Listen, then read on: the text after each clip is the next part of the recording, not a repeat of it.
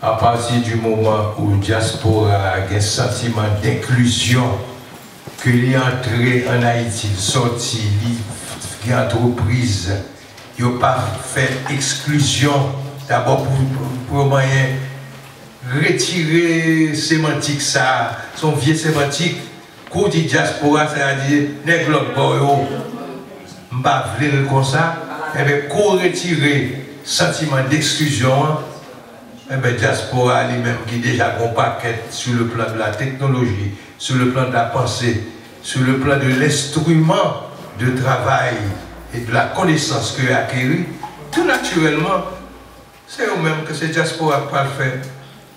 Nous ne pouvons pas rien pour nous demander, c'est eux-mêmes qui disent, mais ça qui vous fait. Il faut quitter le palais, il faut quitter l'agir, il faut quand même quitter le chita sous fauteuil, madichon. He said the same thing but better. The idea that diaspora has to implicate itself in the goings-on internally to Haiti. Stop sitting there and theorizing, stop sitting there comfortably in the armchair, but actually come and act and move and do and be a part of the country.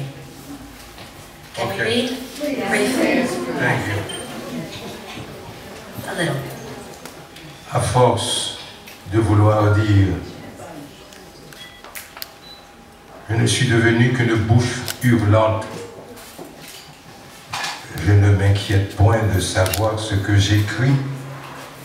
Tout simplement, j'écris parce qu'il le faut, parce que j'étouffe. J'écris n'importe quoi, n'importe comment. On l'appellera comme on voudra. Roman, essai, poème, autobiographie, témoignage, récit, exercice de mémoire ou rien du tout. Moi, je ne sais même pas. Pourtant, ce que j'écris ne m'est pas étranger. Personne ne parviendra à dire beaucoup plus qu'il n'aura vécu. J'étouffe, j'écris tout ce qui me passe par la tête. L'important pour moi, c'est l'exorcisme, la libération de quelque chose, de quelqu'un, peut-être de moi-même, la délivrance, la catharsis. J'étouffe.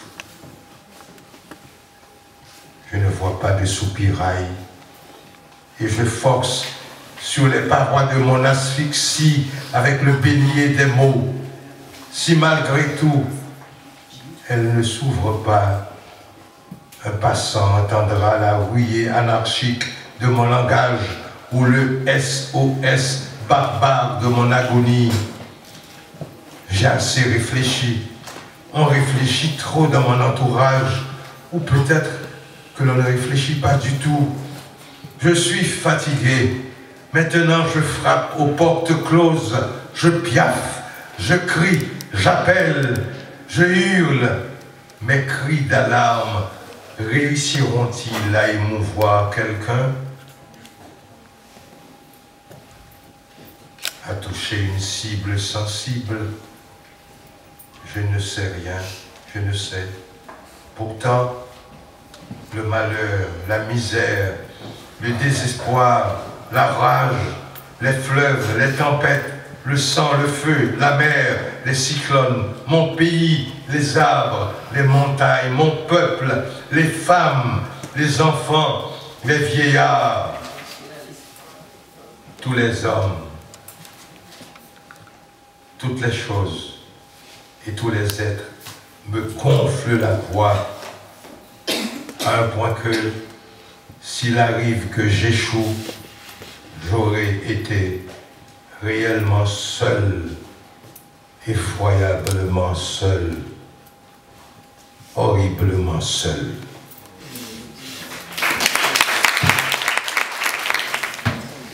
In wanting so desperately to speak, I've become no more than a screaming mouth. I no longer worry about what I write. I simply write because I must, because I'm suffocating. I write anything, any way. People can call it what they want. novel, essay, poem, autobiography, testimony, narrative, memory exercise, or nothing at all.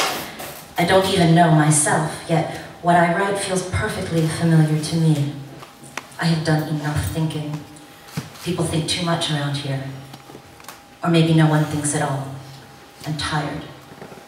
Now I knock on closed doors. I paw at the ground. I shout. I call out. I scream. Will my cries for help manage to move anyone? To reach some sympathetic target? I don't know. But unhappiness, misery, despair, rage, rivers, storms, blood, fire, seas, hurricanes, my country, trees, mountains, my people, women, children, old men, all things, and all beings swell in my voice to the point where, should I fail, I'll have been truly alone, terrifyingly alone, horribly alone.